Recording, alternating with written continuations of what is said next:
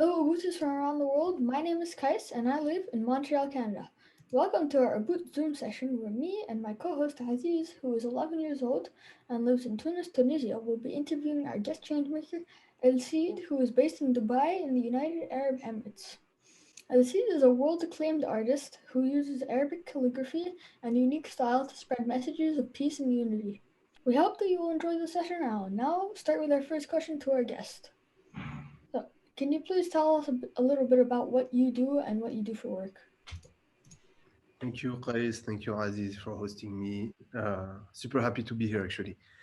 So my name is Elsid, and what I do is I create. I'm an artist who create actually large-scale mural and sculpture and installation on the public space all around the world. I use mainly and mostly Arabic calligraphy, and I always write messages. So I'm trying to write messages that are relevant to the place where I'm creating my artwork, but something that has this universal dimension so anybody around the world can relate to it.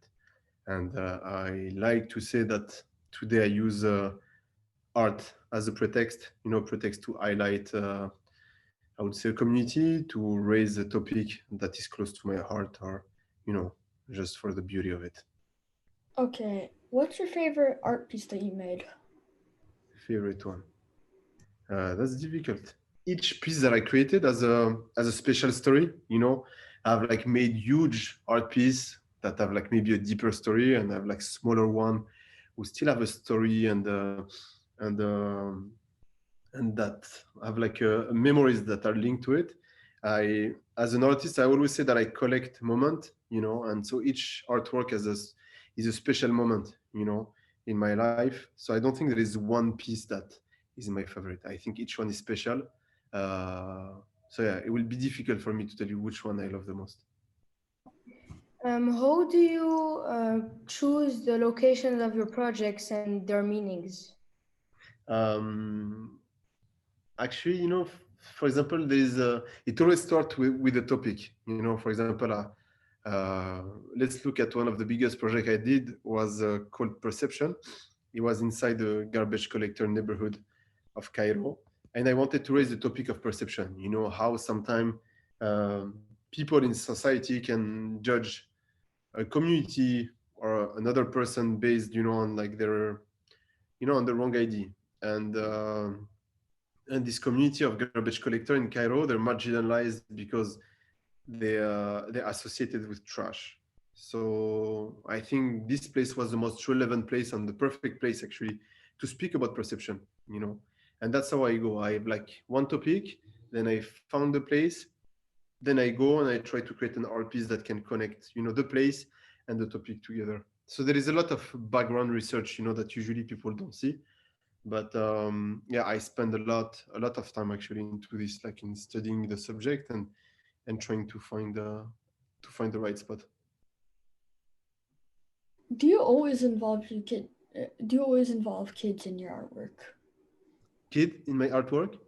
Yeah, You mean like young people, yeah. younger than me? Not necessarily, but I like,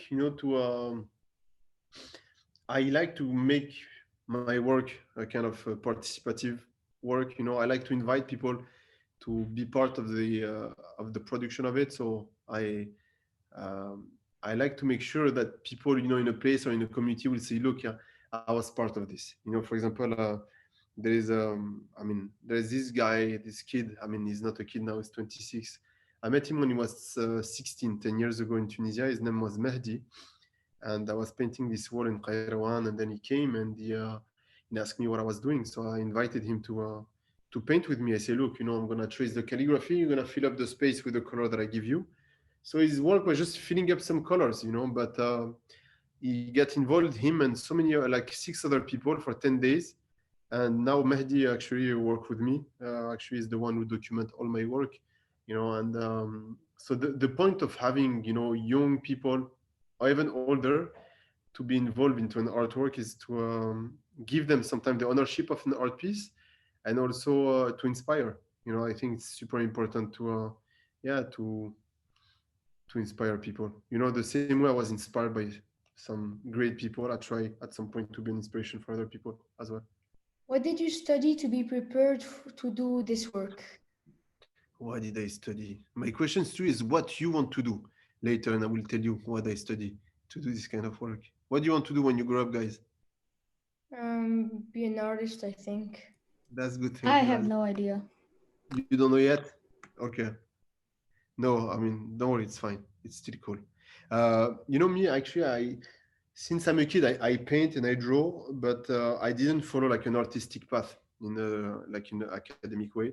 I have a Doug Deco. I don't know. You see this in English.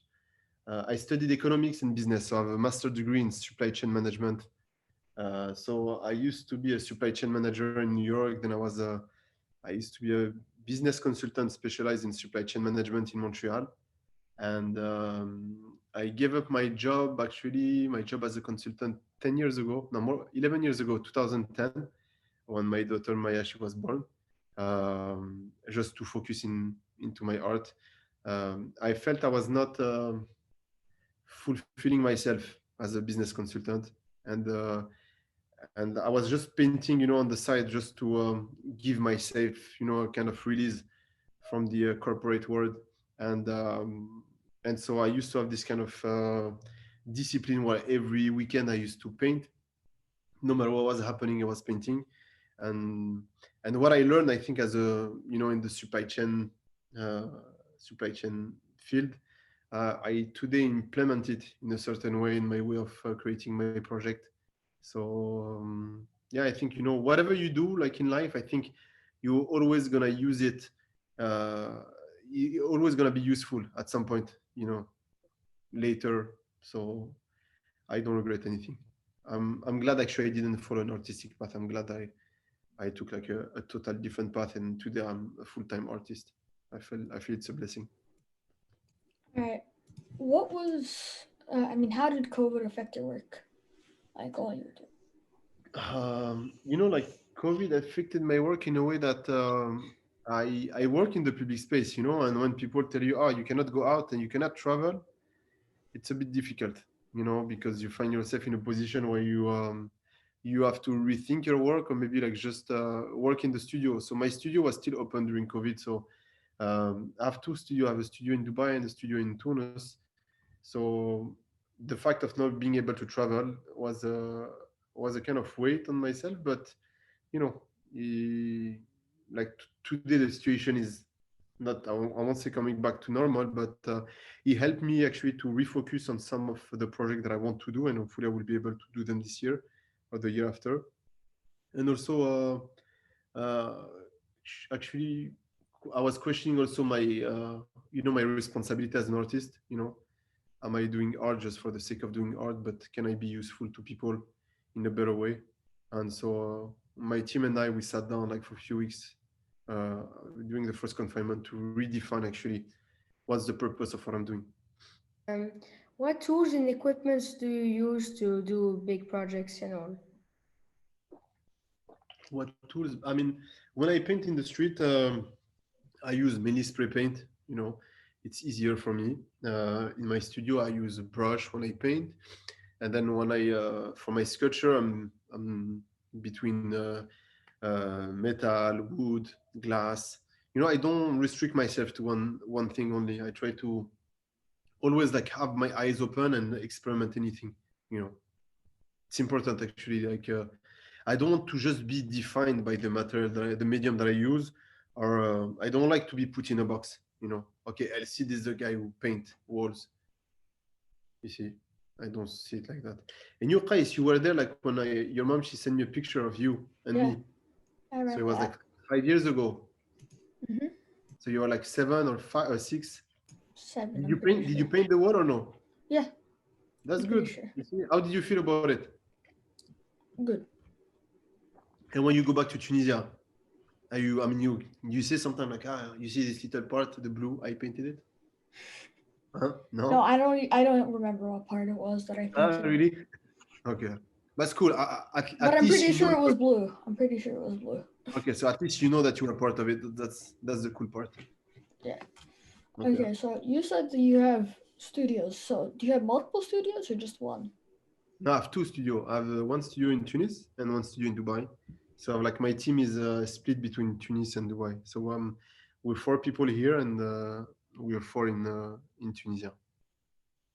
You know, it go like from like a studio assistant to like a administrative accounting assistant. You know, somebody just take care of my planning and booking flight ticket and train ticket and making sure that people they pay on time, making sure that the accounting is well done. You know, all those kind of stuff. I have like somebody who my studio assistant work with me. You know, like more on the art part. You know, when I create stuff, so he assist me.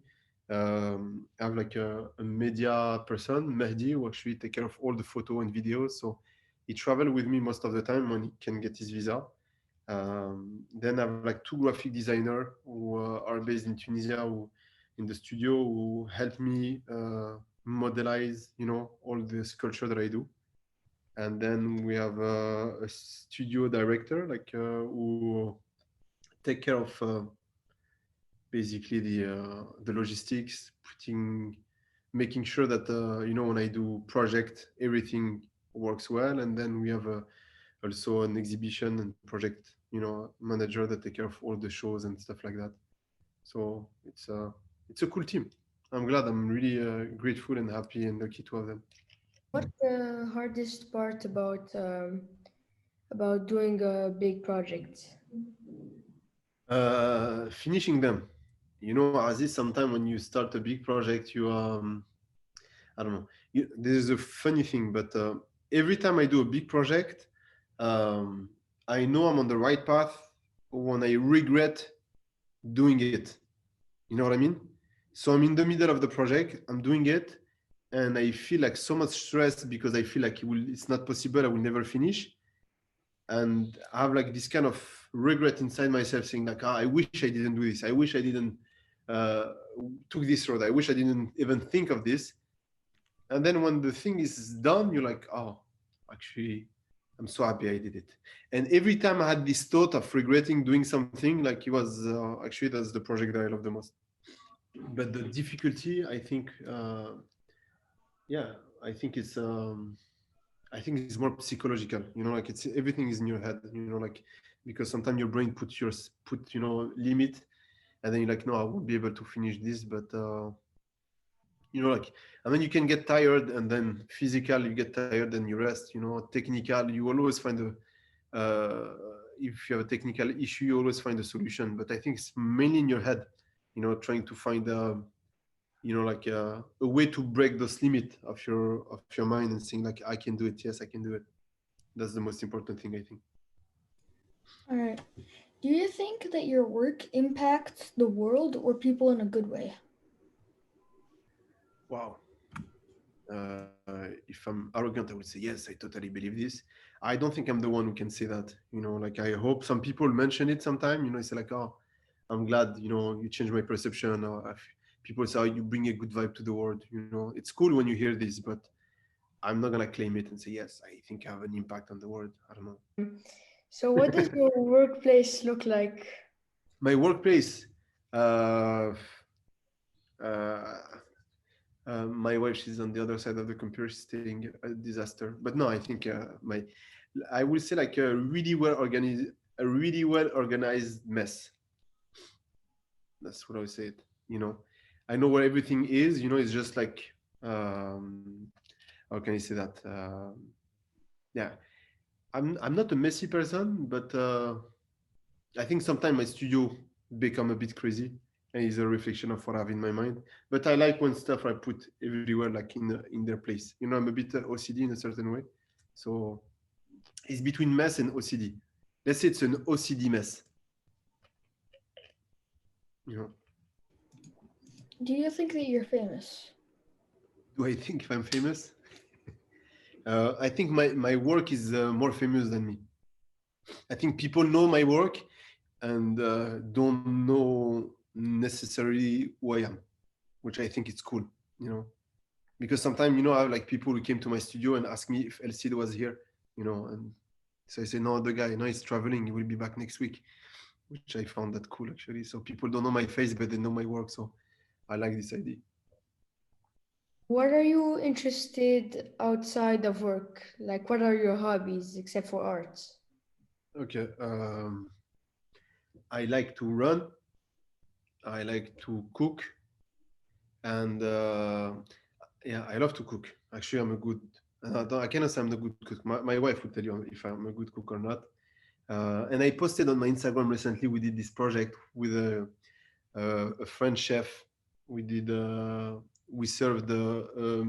I mean, we made a dinner together for 6 nights. Like we served like 40 people, 5 dishes, and I think I really enjoy working in the kitchen. So if one day I stop doing art, maybe you see me like in a restaurant. I don't know, but I love to cook. I love to run, and I don't know. I feel like I need to learn to play piano or something or guitar or oud. I want to learn how to play an instrument. And back in the days, I used to be a b-boy. I used to dance. So I still have some moves, but I think I'm getting old now. So, has anybody like inspired you to do your work? Inspire me to do my work. I think yeah, most of the like classical calligraphers such as Hassan Nasrdi, but me as an artist, I was like more into graffiti when I started, so I was really looking at uh, graffiti writer, from Paris back in the days. So I think that's where the what struck me the most, what I really wanted to do was that at some point. And then it's how you said it is. I don't think inspiration just come from one thing. Like sometimes people say like, oh, what inspires you, and I think inspiration as an artist can come from so many different stuff, like a book that you read, like a conversation you can have with somebody, a place that you visit, and that's how I look at it today. It's not just one thing. So maybe I don't know, like we're gonna discuss, and then out of this discussion an idea will start and sparkle, and we're like, oh, okay, actually I was speaking with those two young men, and they give me this idea. So I'm always aware, like I try to keep my eyes and ear open to anything. So anything can become like the inspiration for a greater project. When you look back at your artwork, what do you think about it? Oh, wow. If I look back, um, I think there is an evolution in what I do, and I'm glad that I can state that today, because otherwise it would be boring for me to keep doing the same thing. And I also look at the evolution of my work and the statement, when I started back in the days, for me, doing Arabic calligraphy was more a statement of uh, affirming my Arab identity, saying like, yes, I'm Arab, I know to write Arabic, I know to read, because I didn't know to read and write Arabic until I was 18. So it was really a kind of quest of identity. And then I think I made peace with my identity struggle. So I reconciled my French and Tunisian identity together. So and then it became like more like being an ambassador of the Arab culture, showing like, yes, like the Arabic language, Arabic script is so beautiful. Everybody should see it. And then I think today I look at my work more as a tool, to bring people, culture, and generation together. I I think Arabic script is it's a tool today. It's not as important as I thought before. What's important for me is, like I said at the beginning of the interview, like this little moment that make us, that make what I do special, and that make me feel sometimes special. When you go to places and you meet people that you're not supposed to meet, and you meet them and you link with them because of art. I think that's the purpose of art, and I love it, and I hope I will be always able to do it. So, what was your childhood like? What kind of games did you like growing up? Wow, my childhood. So I was born and raised in Paris. My dad used to work for Renault, the car factory. Used to work in the factory in France.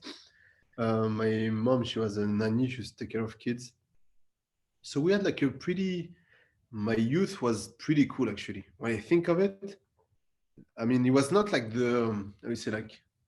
Uh, I don't think I'm like a privileged youth in a way that when I look today at uh, how I grew up. I didn't used to go to on holidays every year. I remember we used to go to Tunisia every 2 years, um, but it was pretty happy. My parents, they were supporting whatever we wanted to do, and and I used to love soccer. I used to play soccer, but I was also I remember I used to do judo and gymnastics as well. And I think gymnastic is what brought me to breakdancing later on, and judo brought me to jiu-jitsu later on. But now I don't do it, neither jiu-jitsu, judo, gymnastic, or anything. I just run. Yeah, I think I learned a lot as a kid, and growing up, in the suburb of Paris. I think you have how you call that? You have you learn from school, and you learn a bit from the street in a certain way, and I'm glad and happy that my parents were, despite the mean they had, they were always behind us, and I'm grateful to them for that. Do you have any advice for people who want to do work like yours? Yes. First advice, actually, I will give you the advice that somebody gave me. One big artist, rest in peace, is called Christo, who passed away a few months ago. I asked him, I say, what would be the best advice you would give me for an artist? As a young artist, which advice you would give me? And he told me, whatever worked for me might not work for you. And what worked for you, like me, wouldn't work for him. So I think it's important that each artist uh, try to find his own way. You know what I mean? I can tell you, yes, this is the way I work.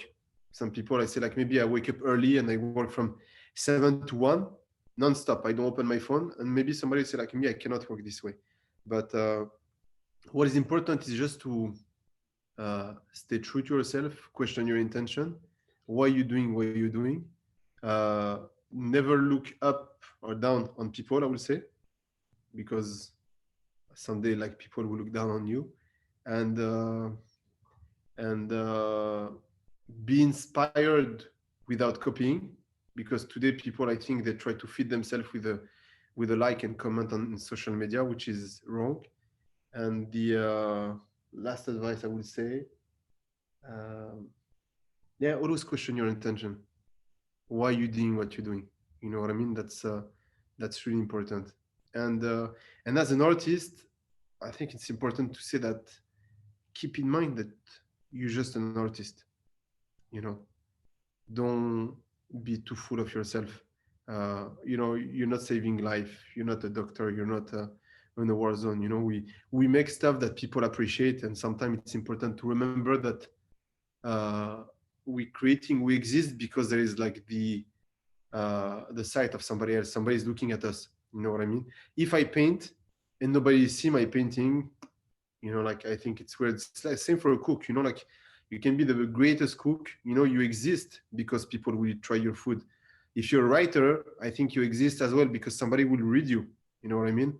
And that's sometimes people, we forget that we have people on the other side, and so we should just uh, relativize, I would say, what's happening. So yeah, that's it. That was a lot of advices. Thank you, Aziz and Aziz, for the great discussion and for everything that we learned today. Thank you, Obooters, for listening to this interview. Make sure to follow us on Instagram and Twitter, and to subscribe to our YouTube channel so you can hear about upcoming sessions with other change makers. Please also tell your friends about Oboot and share social media links with them. And last but not least, go to aboot.co to learn about opportunities to collect digital badges and help us draw down carbon.